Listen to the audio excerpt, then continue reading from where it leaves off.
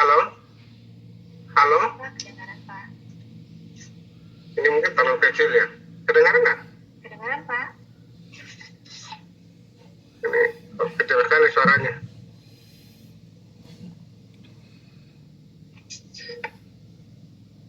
Kedengaran Bapak. Jelas Bapak. Ya, jadi Undang-Undang 43 2007 tentang perpustakaan jelas sekali mengamanatkan tugas kita terhadap perlakuan naskah-naskah kuno yang ada. Sayang sekali, saya mohon maaf, saya ingin mengoreksi bahwa sayang sekali selama ini kita hanya fokus pada pekerjaan fisiknya. Saya berterima kasih hari ini bahwa kita mengundang pembicara dari luar negeri untuk kemudian akan menjelaskan kepada kita esensi naskah kuno. Saya selalu menyampaikan kepada para sejarawan, termasuk yang berlangsung beberapa hari yang lalu, di mana saya menjadi pembicara dari Nusa Tenggara Barat, bahwa Indonesia betul-betul harus berbangga dengan seluruh manuskrip dan naskah-naskahnya yang ada pada saat ini. Dan dia harus bisa mengaktualisasikan kehidupan yang ada. Saya ingin menjelaskan beberapa hal yang terkait dengan manuskrip yang ada. Bahwa ketika Christopher Columbus sedang melakukan penjelajahan terhadap benua Amerika pada abad ke-15, Indonesia sudah menyelesaikan masa kejayaannya pada abad ke-6 sampai abad ke-9 dalam catatan sejarah kejayaan Sriwijaya. Dan ketika Abel Tasman mulai menjelajah Selandia Baru pada abad ke-16, Indonesia sudah menyelesaikan masa kejayaannya, masa kejayaan Gajah Mada pada abad 10 sampai dengan abad ke-14. Dan jauh sebelum itu diperkirakan abad ke-5, abad ke-2 sampai abad ke-5, situs Kutai Kartanegara sudah ditemukan di Kalimantan Timur. Jadi harus kita bangga bahwa ketika James Cook mulai menginjakkan kaki di benua yang sangat besar namanya Australia pada tahun 1730-an, kita sudah menyelesaikan pembangunan Candi Borobudur pada tahun 800. Dan ini semua selisihnya ribuan tahun dengan apa yang dilakukan oleh bangsa-bangsa yang menjadi besar saat ini. Tapi bagaimana kita bisa menjelaskan kepada diri kita, kepada masyarakat Indonesia, kepada generasi muda kita, bahwa ada kejayaan-kejayaan yang telah dicapai Indonesia ribuan tahun sebelum kita terkungkung dalam suatu kecelakaan sejarah. Pada abad ke-16, penjajah Imperial Kolonialisme datang ke Indonesia. Dan kita menjadi dikenal oleh dunia sebagai budak bahasa jajahan pada abad-abad ke-18 dan sampai 19, sehingga kita bisa mendeklarasikan. Jadi sepertinya kita semua hanya start pada 17 Agustus 1945, dan kemudian seolah-olah kita betul-betul start dari nol, padahal ada masa lalu kita yang bisa kita angkat, yang kemudian itu bisa membuat kita melupakan kecelakaan sejarah yang terjadi pada abad 16 sampai dengan abad 19, ketika imperialisme dari Eropa ke timur yang pada saat itu dirasakan oleh banyak sekali negara-negara di Asia. Bapak dan Ibu seluruh narasumber yang kami hormati, tentu saja saya ingin menghimbau dan mengharapkan sekali kepada para pustakawan Pustaka Nasional. Saya juga selalu mengundang para sejarawan, terutama dalam negeri, dan beruntung hari ini ada yang terhormat Bapak Torab Einstein dan juga Bapak Yones dari Jerman yang mungkin bisa bergabung, yang akan menjadi spirit, yang menjadi semangat bagi kita semua untuk meyakini betapa penting perjalanan sejarah ini diaktualisasikan dalam konteks kekinian. Apa yang kita bisa angkat dari perjuangan-perjuangan para raja sebelumnya itu dan masa kejayaan yang dicapai itu adalah penting. Saya kira sangat sederhana kata-kata sumpah palapa bagi seorang Mahapati Gajah Mada yang mengatakan saya tidak akan minum air kelapa sebelum saya bisa mempersatukan Nusantara. Ini adalah sebuah kata yang sangat sederhana, tetapi penting saat ini diaktualisasikan betapa semangat perjuangan dan persatuan ingin dibangun para pendahulu kita. Dan saya kira dari semua ajaran-ajaran ini saya ingin fokus kepada Kapus Preservasi dan seluruh pustakawan senior di Perpustakaan Nasional untuk mulai mengangkat, mengaktualisasikan sejarah kejayaan masa lampau kita yang menjelaskan bahwa ternyata sekelas Ilagaligo jauh lebih sempurna dan lebih panjang daripada Mahabharata dan Ramayana yang ada di India. Dan ini adalah sesuatu kekayaan sejarah. Belum kalau kita bicara bagaimana masa kerajaan Mataram pada dinasti Samaratungga, di mana pada saat pembangunan Candi Borobudur itu dilanjutkan oleh anaknya yang perempuan pada kira-kira tahun 780-an. Bagaimana seorang pemimpin pada saat itu perempuan pada saat itu bisa membangun Candi Borobudur, dan saya kira separuh dari kita pustakawan di Perpustakaan Nasional pernah terkagum-kagum karena sampai di sana, dan kira-kira ya 1200 tahun yang lalu itu ada orang yang bisa membangun candi seperti itu. Anda bisa membayangkan bagaimana menggerakkan sumber daya, peralatan-peralatan yang dipakai pada saat itu dibandingkan hari ini. Jadi aktualisasi daripada naskah kuno adalah menguji kemampuan pembangunan yang kita miliki dengan segala modernisasi. Tetapi ketika kita bicara tentang masa kejayaan, masa lampau dan sejarah kita diakui dunia, kita prihatin bahwa saat ini bangsa Indonesia mengalami ketertinggalan jauh terbelakang dari apa yang dicapai oleh negara-negara maju lainnya seperti Amerika, Rusia, Eropa, dan Asia Timur. Nah, ini sebuah motivasi dan pembelajaran bagi kita yang akan dimulai dari Menara Perpustakaan Nasional Indonesia untuk mendorong motivasi kepada generasi milenial untuk bangkit menyamai. Dan karena itu pesan saya kepada Pak Kapus dan seluruh jajaran saya di Perpustakaan Nasional, bagaimana mengaktualisasikan makna, nilai, dan perjuangan kesejarahan para pendahulu kita ribuan tahun yang lalu yang kita gali dari manuskrip dan naskah-naskah kuno yang ada di satu sisi, dan tugas kita memastikan bahwa apapun media, apapun bahasa, apapun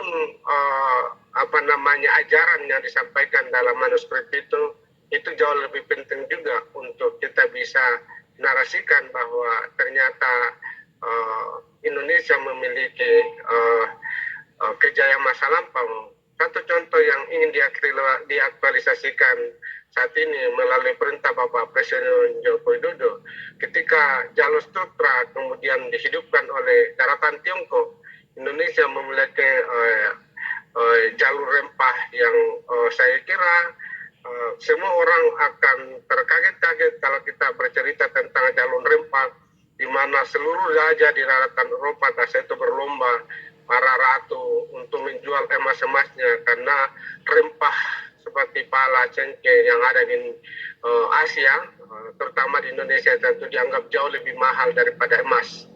Saya kira ini pesan saya dan harapan saya kepada kita semua. Saya terima kasih dengan agenda ini, dan masih dalam momentum memperingati 76 tahun kemerdekaan kita, mari kita bangun kebangkitan bangsa Indonesia. Mari membangun semangat dan motivasi bagi generasi milenial kita melalui capaian-capaian cemerlang yang dicapai oleh kerajaan-kerajaan besar kita pada ribuan tahun yang lalu. Terima kasih, mohon maaf jika ada hal yang kurang berkenan, mohon maaf, dan sekali lagi thank you very much for Torat Einstein, Mr. Leones dan Hans from Berlin. Terima kasih Ibu Rini, semoga kegiatan ini berjalan dengan lancar, dan saya akan mengikuti acara ini sampai selesai karena saya ingin belajar dari narasumber kita, Mr. Torat Einstein dan Yones pada hari ini. Terima kasih, saya kembalikan kepada moderator. Assalamualaikum warahmatullahi wabarakatuh. Selamat sore, salam sejahtera untuk kita semua. Salam Om Swastiastu, Om Santi Santi Santi, Om Namo Buddhaya, salam kebajikan dan salam sehat. Waalaikumsalam warahmatullahi wabarakatuh. Terima kasih Bapak. Sadar bau mulut saat pakai masker? Bau mulut adalah salah satu tanda penumpukan kuman yang menyebabkan masalah mulut. Muhammad Sarif Bando yang telah bersedia memberikan materi kepada kita semua, sekaligus membuka acara hari ini. Bapak Ibu peserta webinar yang berbahagia, selanjutnya adalah acara diskusi panel dengan narasumber sebagai berikut. Peneliti naskah koleksi Indonesia pada Stadtbibliothek zu Berlin, Bapak Dr. Thorab Hemsten. Peneliti naskah koleksi Indonesia pada Stadtbibliothek zu Berlin, Bapak Dr. Yones Devgani Farsani. Subkoordinator perawatan dan perbaikan bahan perpustakaan terekam dan naskah kuno, Bapak Aris Riyadi SSI MU. Diskusi hari ini akan dimoderatori oleh Saudari Widya Kusuma. Dengan hormat kepada Saudari Widya Kusuma, kami persilakan. Terima kasih Ibu Mufti. Assalamualaikum warahmatullahi wabarakatuh. Selamat siang, Om Swastiastu, Namo Buddhaya, Salam Kebajikan. Yang terhormat Kepala Perpustakaan Nasional Republik Indonesia, Dr. Andes Muhammad Syarif Bando, MM. Yang saya hormati Deputi Bidang Perpustakaan dan Jasa Informasi, Dr. Anda Office of. Yang saya hormati Pelaksana Tugas Kepala Pusat Preservasi dan Alih Media Bahan Perpustakaan, Insinyur Mulatsi Susilorini. Yang saya hormati narasumber kita yang telah berkenan hadir pada siang hari ini, Dr. Yones Devgani, Dr. Thorab Hemsten, dan Pak Aris Riyadi SSI MU, serta peserta webinar yang berbahagia. Hadirin yang kami hormati, selamat datang pada sesi diskusi panel dari webinar Pelestarian dan Perpustakaan yang mengambil tema mempertahankan identitas bangsa melalui koleksi bersejarah dan warisan budaya. Webinar ini diselenggarakan oleh Pusat Preservasi dan Alih Media Bahan Perpustakaan dalam rangka memperingati Hari Ulang Tahun Kemerdekaan Republik Indonesia. Baik, pertama-tama perkenalkan saya untuk perkenalkan diri. Saya Widya Kusuma, konservator di Pusat Preservasi dan Alih Media Bahan Perpustakaan. Merupakan suatu kehormatan bagi saya untuk dapat menjadi moderator pada acara ini. Baik, hadirin yang kami hormati, berikut merupakan biografi dari masing-masing narasumber kita. First, we have Dr. Yones Devgani, manuscript researcher at Indonesia Collection, Stadtbibliothek zu Berlin. Good morning, Dr. Yones. Hello, Dr. Yones. Hello, good morning. How Can are you hear me? Yes, I can hear you clearly. How are you? Great. Fine, thank you. Thank you very much. I'm good. Thank you very much, sir. Thank you very much. Shall I start my presentation now? Oh, not yet, doctor. Oh, okay. Sorry. Yeah, Is it early morning there in Berlin? that is true. It is 8 o'clock 30. So 8:30 almost. Where can you join this webinar? Is this our home? Thank you very much. Very well. We are grateful you can join our webinar this morning, Doctor. Ladies and gentlemen, Dr. Yones Devgani Farsani studied Arabic and Islamic Studies in Tehran, Mashhad, and Göttingen. He studied Quran and Hadith Studies at Imam Sadiq University and the Ferdowsi University of Mashhad in Iran. In 2011, he moved to Göttingen or Germany, where he started his PhD project in the field of Islamic history. He finished his PhD in the year 2017 with a dissertation on the early Futuh literature, early Arabic Islamic conquest of the Middle East. His field of interest include Quran and Hadith studies, early Islamic history, and Islamic historiography.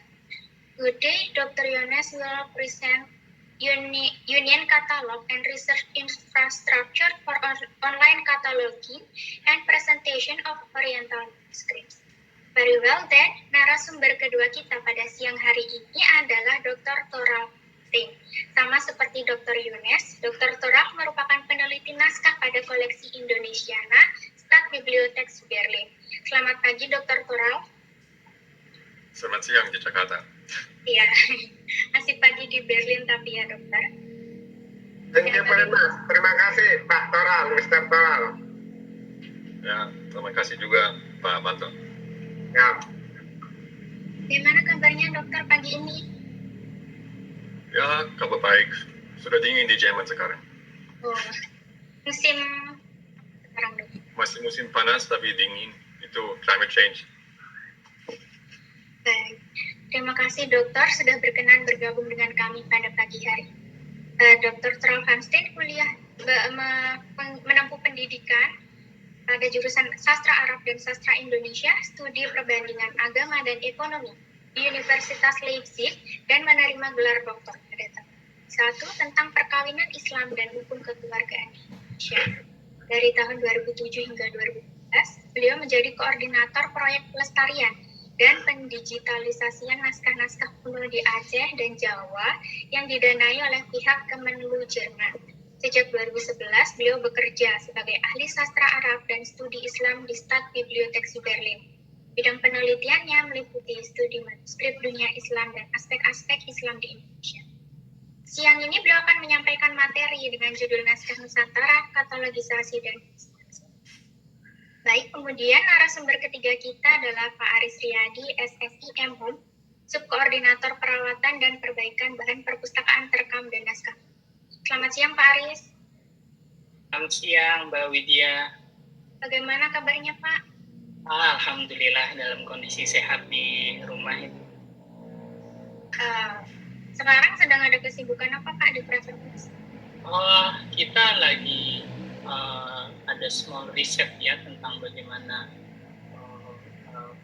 konservasi dari mikrofilm yang tentunya di luar sana itu literaturnya sangat sedikit sekali gitu ya. Tapi saya sangat beruntung gitu ya dengan teman-teman muda ini bisa melakukan riset itu di ruangan gitu ya, dan mudah-mudahan bisa memperoleh ada sesuatu hal yang baru gitu ya, karena memang ini adalah metode yang baru gitu ya. Dan mudah-mudahan saya sudah mendengar dari penuturan teman-teman gitu ya bahwa memang progresnya bagus sekali ya dari small research ini. Ya, sibuk seperti itu Mbak Widya. Semoga lancar ya Pak kegiatannya. Hadirin yang kami hormati, Pak Aris pernah menempuh pendidikan S1 Kimia di UGM, kemudian S2 Ilmu Perpustakaan di Selama berkarir di preservasi, Pak Aris pernah mengikuti berbagai kegiatan Konsorsium Konservasi Naskah Babat Diponegoro dengan Jerman dan Belanda pada tahun 2019, training database dan perawatan koleksi audiovisual SEPAVA di New Caledonia, kemudian training pelestarian koleksi berbahan dasar kertas di Kochi, Jepang, anggota tim pemulihan bencana Topan Haiyan, Filipina, lalu paper preservation Staatsbibliothek Berlin di Jerman, dan terakhir pernah menjadi narasumber konsul di Thailand dan Myanmar. Pada siang ini, Pak Aris akan menyampaikan materi Peduli Lindungi Warisan Budaya, Upaya Pelestarian Koleksi pada Perpustakaan Nasional. Baik, Bapak Ibu hadirin, berikut saya akan membacakan peraturan pada sesi kali ini. Sesi ini akan berlangsung selama 120 menit. Setiap narasumber memiliki kesempatan untuk menyampaikan materinya masing-masing selama 30 menit, diikuti oleh sesi tanya-jawab selama 30 menit. Jika peserta webinar memiliki pertanyaan kepada narasumber kita, dipersilakan untuk menyampaikannya melalui kolom Q&A pada aplikasi Zoom dengan format nama lengkap _instansi_narasumber yang dituju _pertanyaan. Now moving along to our session, please welcome our first speaker, Dr. Yunes. Hello, Dr. Yunes. Hello. Are you ready to start the presentation? Yes, I am ready. Yes. Okay, then, Dr. Yunes, the stage is yours. Okay, thank you very much. Let me first share.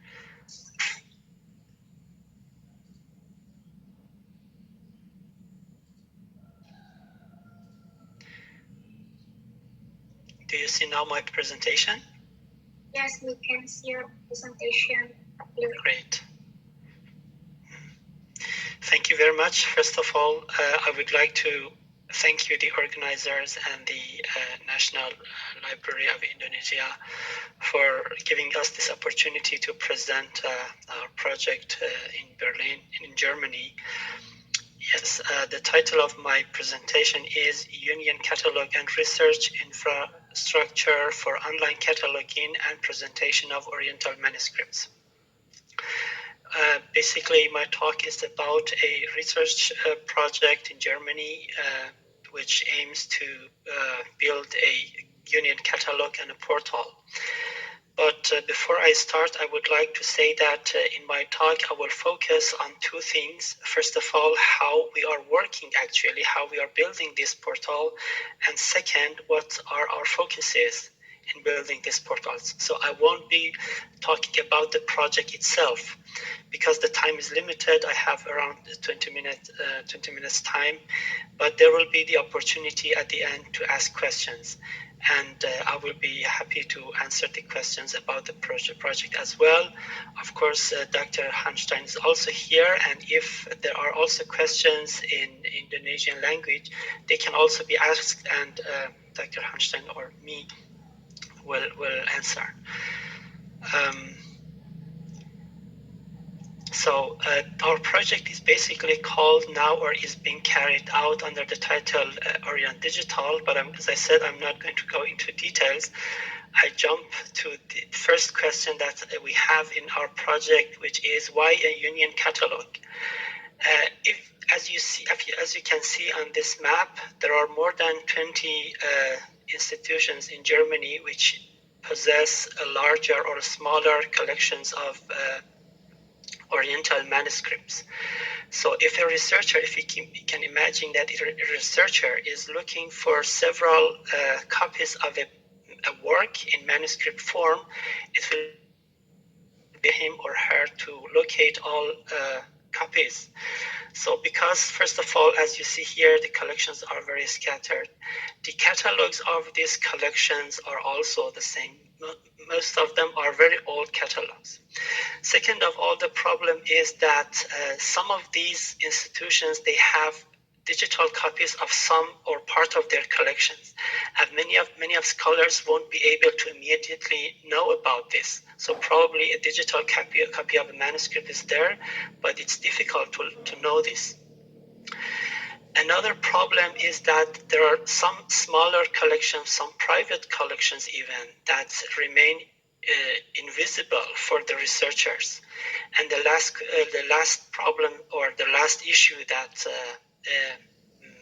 like building a union catalog will be removed, is that some of these institutions here, they have basically built their own database, but these databases does not cover the whole collection.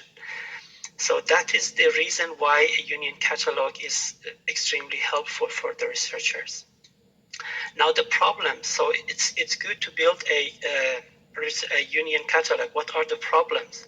First of all, we have various formats of metadata. So the information, the metadata that we have about each manuscript is completely different depending on the collections. Second, lack of high quality metadata. In some collections, in some catalogs, you just find the name, the title of the book, which is a manuscript, for example. So you don't have a lot of information. And the last problem is that missing of standards, as well as a uniform way of recording the metadata. This is also a big problem that we are going to address in our project. So now, taking all these points into consideration, there will be two major focus in our project. First, standardization and unification of the manuscript description. We hope that at the end we will have a unified, a standard way of describing a manuscript for each manuscript in our portal, in our union catalog. And then we will also use authority files. Authority files, I'm sure that many of the people in the audience are familiar with it, but if I'm going to explain it in a very short sentence, it means a set of data which involves various forms of that data. I will go to it, I will come back to this authority file later, but we will link each entries, each entry that we have for each manuscript. We will link it with authority files for a person and a work title.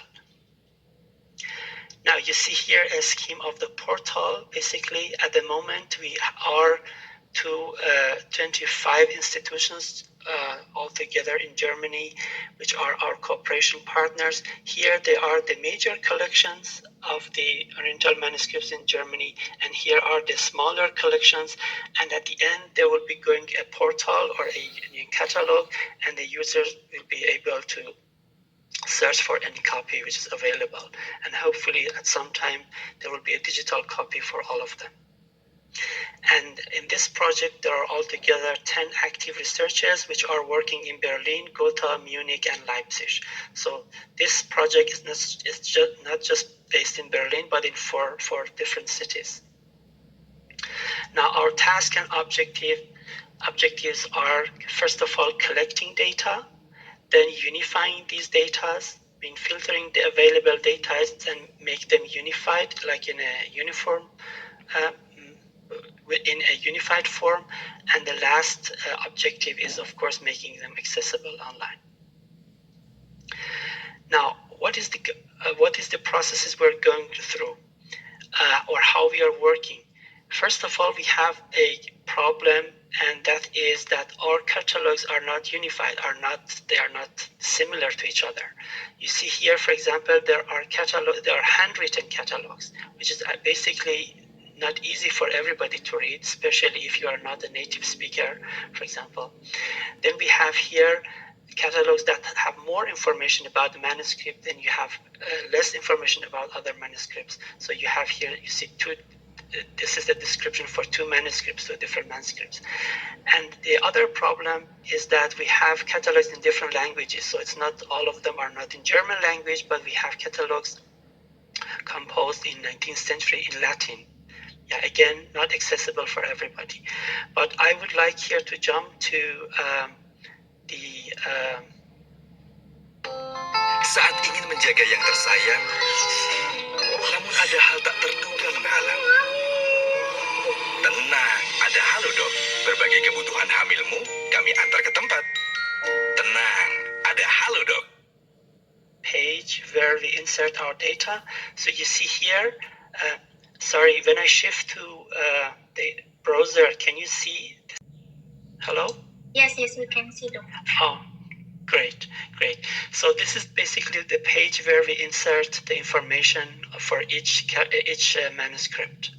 So you have here the general data, then you have here the physical description, then here the content, and here the persons. Persons means author, means previous owner, means the scribe of the manuscript, and so forth.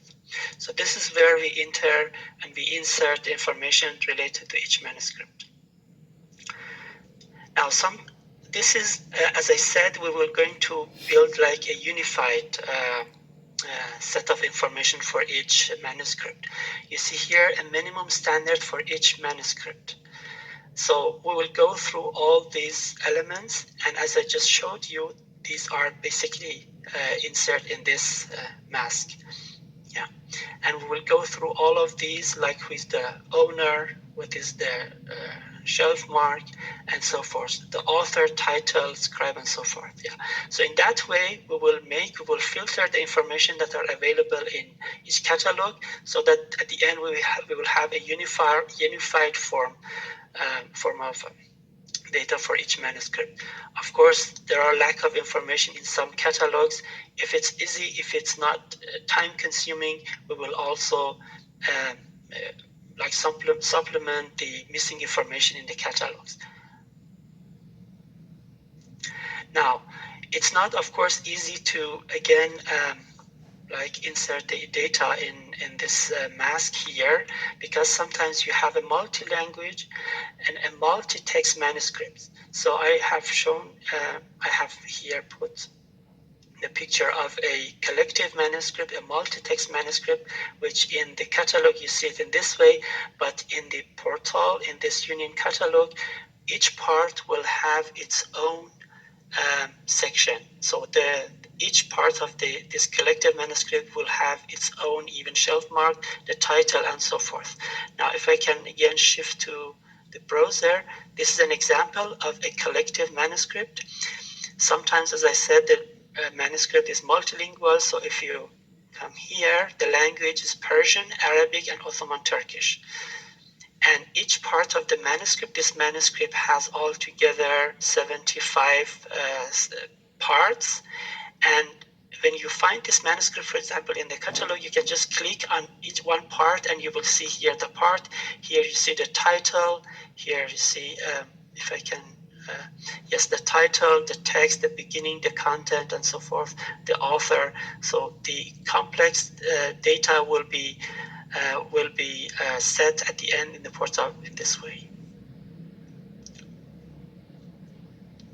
Now, connecting with authority files. As I said, we will link each manuscript with the authority files for a person, namely, in most cases, the author of the work and the work title itself. Here we have the opportunity to import these authority files. We will import them usually from the Library of Congress and from the German National Library. So again, this is the meaning.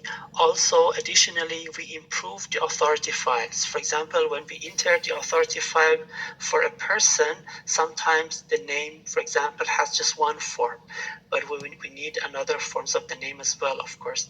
Or for the title, for example, that's why we improve the authority files as well. This is part of our task, basically. Here, what I meant with authority file for a work title.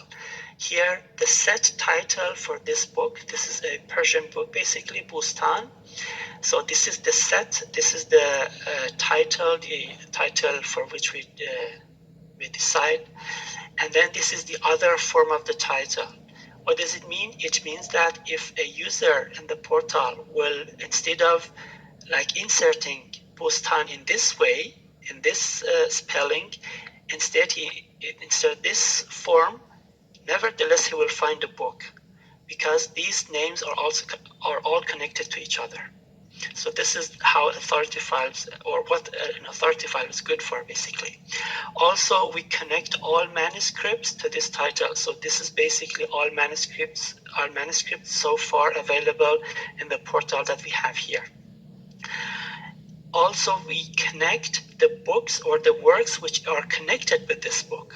So our book is now here, Bustan, but we have Kulliyat Saadi, which is also related to this book. So the user will learn about this when he receives to this place, when he finds this set of data here, he will learn that this manuscript is related to this one. And these are the copies which are available in various libraries in Germany. So now basically all of these are available in Berlin, and this copy is in Hamburg. Yeah, but there will be more and there will be added. So this is an example of the work title, authority file for work title. This is an example for a person. Again, we have decided for example, this author here, Hatafi Abdullah, but if the user, for example, uses another form, like just Hatafi or Abdullah Hatafi in this form, nevertheless, he will find this person. Also, we will, of course, as in here for the title, we also insert the name or the title of the book in original language. This is also will be helpful for the international researchers who don't use, for example, the Latin alphabet. Yeah. So I have here again 2 examples for authority files. Now, for example, for the famous Bukhari, Muhammad ibn Ismail. So this is the standard form, but you have here all various forms of his names. Basically, if a user insert these names, he will nevertheless find the Bukhari, or in original language, so in various forms. For the title, for example, here we have the Sahih Muslim, Muslim ibn Hajjaj. This is the title, again, various forms of the title in Latin and in Arabic. So this is, we import these data authority files from this website, Virtual International Authority File. We will import them in our portal and connect them with each manuscript. That means that it will be much easier for the users to find a manuscript while they are searching in the portal.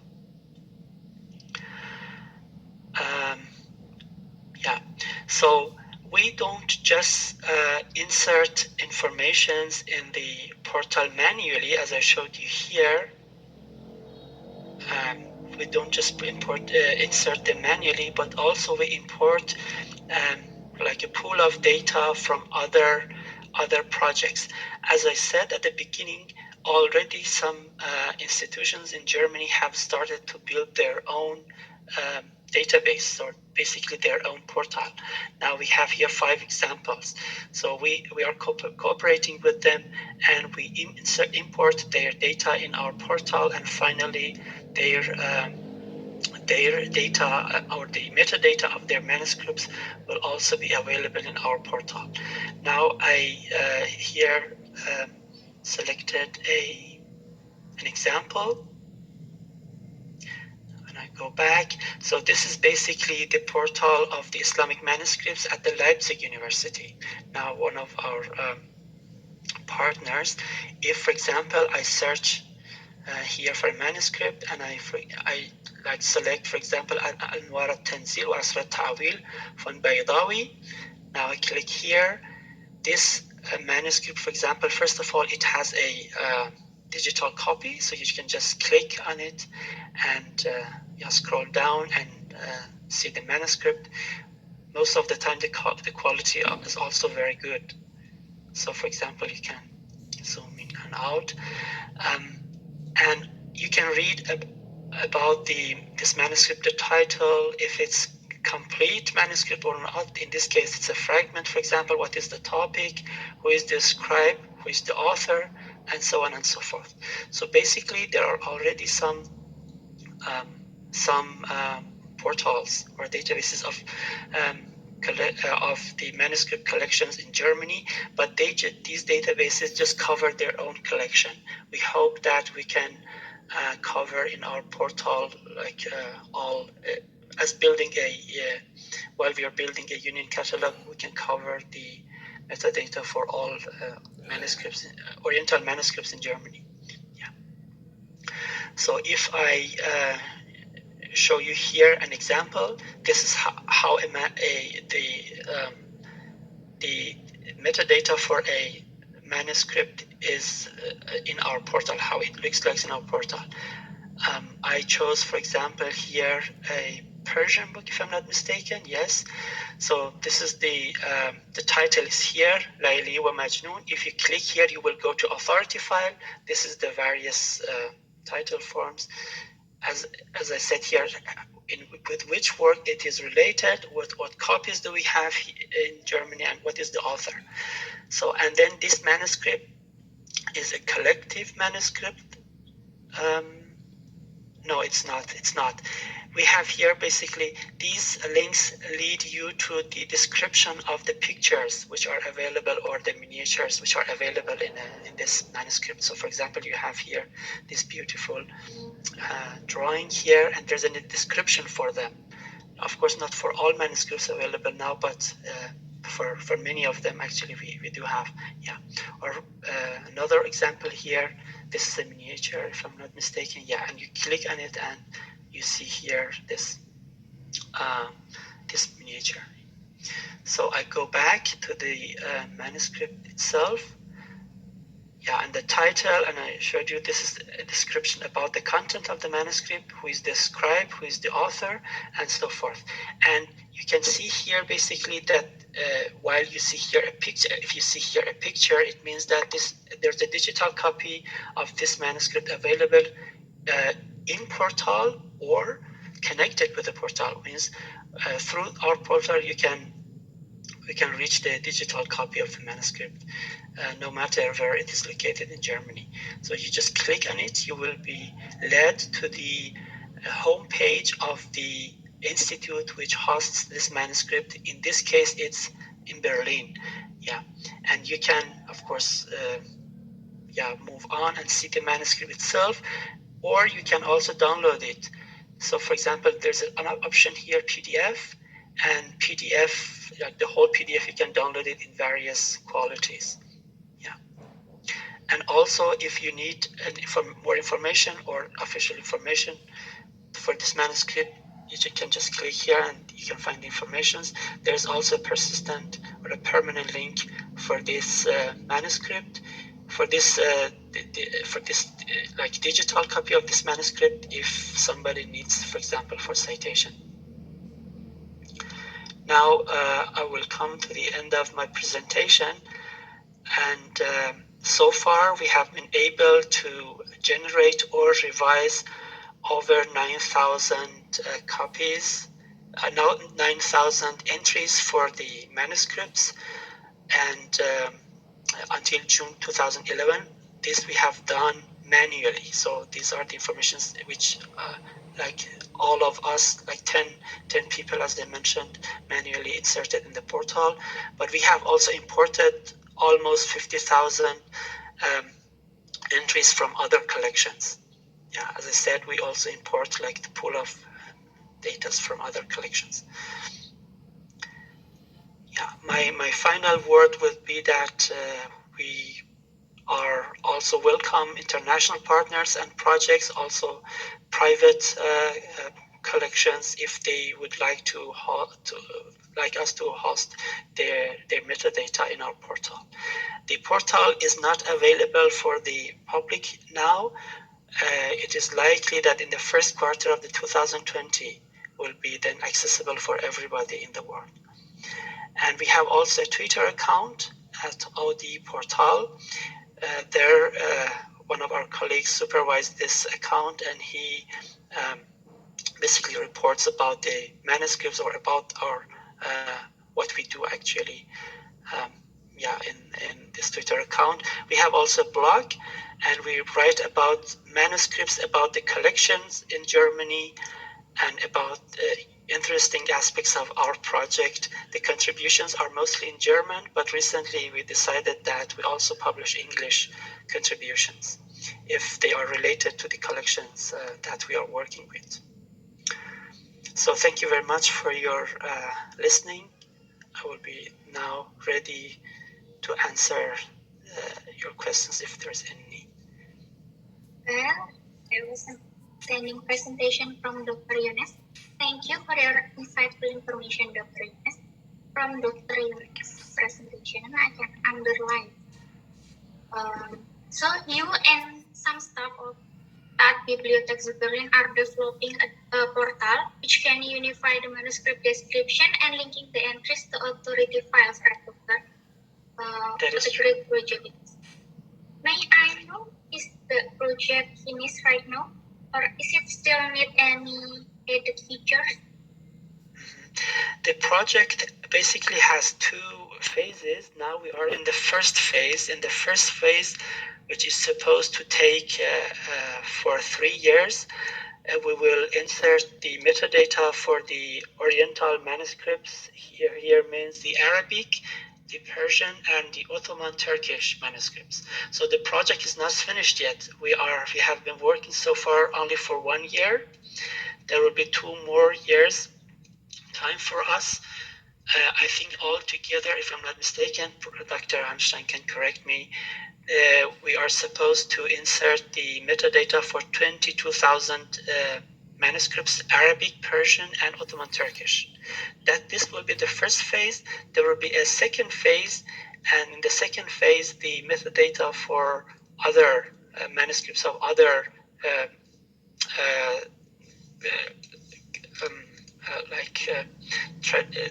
other sculptures basically will be inserted in the data in our database or in our portal. This will be like the traditions of in Asia, South Asia, Southeast Asia. Yeah, but now our focus is on these 3 languages: Arabic, Persian, and Turkish, because they make basically the large parts of the collections that we have. We hope there will be many increasing number of your entries at your portal, and we hope maybe Indonesia could join your project and give a contribution on your portal in the future. We are waiting for that. Thank you for your presentation, Dr. Yunus. Nah, hadirin yang kami hormati, demikian presentasi dari Dr. S. Berikutnya materi kedua yang akan disampaikan oleh Dr. Halo, Dr. Tora. Ya. Sudah siap untuk memulai presentasi? presentasinya, Dokter. Siap. Baik, kepada Dokter Torak kami persilahkan. Bapak Kepala Perpusnas, Bapak Syarif Bando yang saya hormati, para hadirin atau lebih baik para pemakai Zoom yang terhormat. Sebenarnya saya beruntung karena Pak Yunus sudah menyampaikan pidatonya yang sangat berstruktur dan peran saya hanya tinggal menambah informasi tentang hubungannya dengan dunia penaskahan Nusantara. Seperti yang Anda pasti ketahui, situasi katalogisasi dan terutama presentasi sang naskah di Barat dan khususnya di Jerman cukup berbeda dengan situasinya di Indonesia. Jadi saya akan mulai presentasi ini dengan merujuk sedikit ke sejarah dulu, baik ke arah sejarah Nusantara. Saya membagi skrin.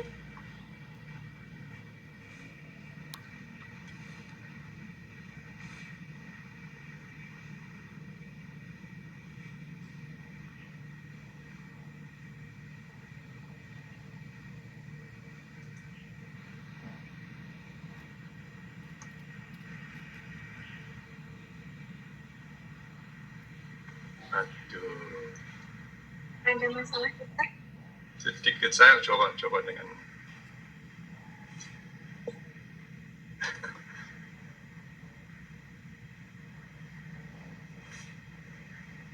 pasti belum terlihat ya. Ya, belum.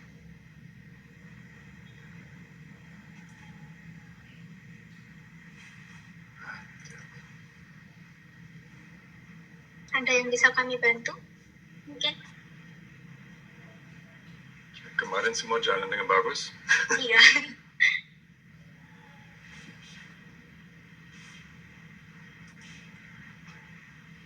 Slide-nya sudah Ini muncul.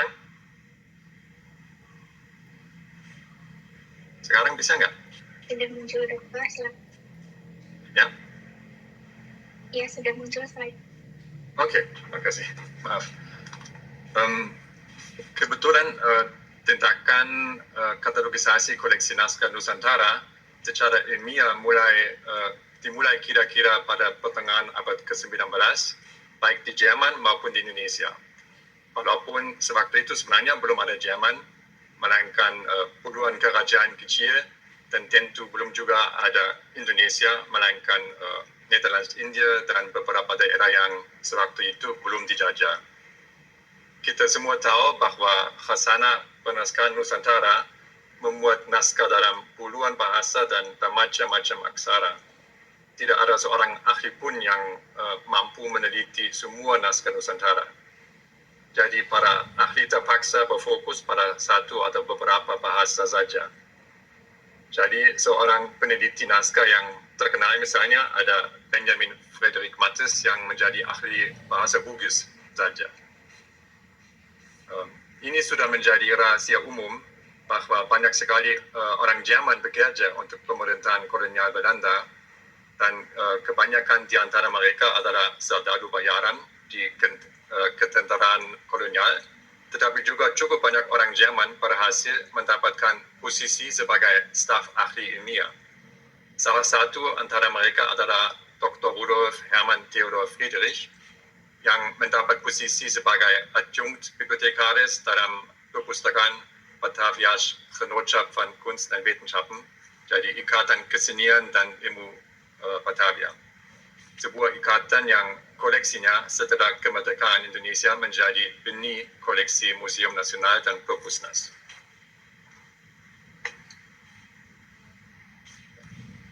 Dan ini saya tunjukkan katalognya sedikit. Ini juga dalam bahasa Latin, jadi tidak hanya di Jerman katalog dari abad ke-19 ditulis dalam bahasa Latin, bahkan di Batavia dulu ditulis dalam bahasa Latin.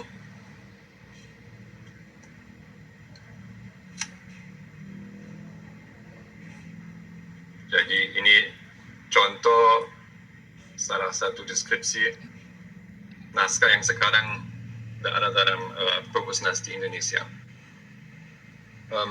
Mengenai Friedrich, dalam kehidupan sehari-hari maupun sebagai ilmuwan, sampai sekarang belum ada satupun penelitian.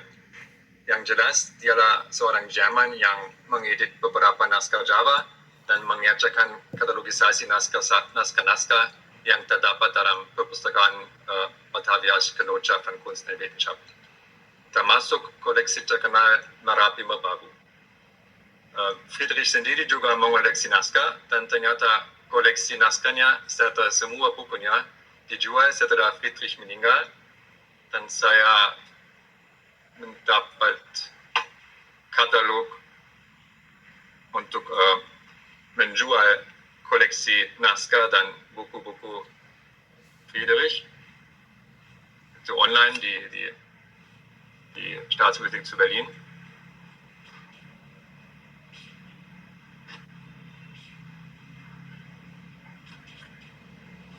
Dan di sini ditulis oleh si penjual koleksinya bahwa sayang sekali tidak ada katalog yang memuat semua naskah koleksi Friedrich, dan karena itu susah sekali dia dengan sangat sedih menawarkan naskah-naskah tersebut dengan harga hanya 750 mark.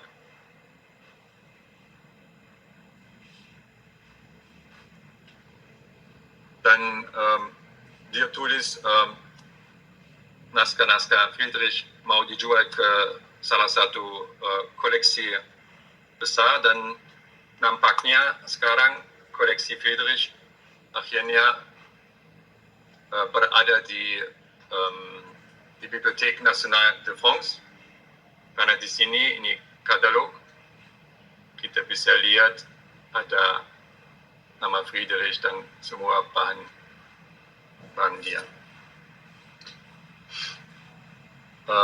Dikelilingi banyak orang Belanda, orang Jerman juga senang mencari kontak dengan orang Jerman lain. Begitu juga Friedrich, dan salah satu teman atau koleganya adalah Karl Schumann. Ini gambarnya. Dan sebenarnya dari janggutnya kita bisa melihat bahwa sewaktu itu tidak hanya Karl Marx yang berhasil memelihara janggut yang sebesar ini. Jerman bekerja sebagai guru anak-anak Gubernur Jenderal J.J. Hochhusen dan juga sebagai sekretaris pribadi untuk Hochhusen. Dia tinggal di Bogor, dulu Beutensburg, dari 1845 sampai 1851. Dan sebenarnya Schumann ada seorang ahli linguistik dan dia kuliah linguistik di Bonn dan Berlin. Karena itulah Schumann juga sangat tertarik pada dunia penaskahan di Nusantara, dan sehingga Schumann menjadi kolektor dengan satu tujuan, dia mau mendapat paling sedikit satu naskah dari setiap bahasa yang ada di Nusantara sewaktu itu. Dan akhirnya koleksinya sampai memuat hampir 300 naskah yang dibeli oleh Staatsbibliothek zu Berlin, yang dulu tentu saja masih sebagai perpustakaan raja. Bersama koleksi Schumann tersebut juga dibeli sebuah katalog yang ternyata kemungkinan besar diduga sebagai tulisan tangan Friedrich. Ini skannya lengkapnya dalam bahasa Jerman.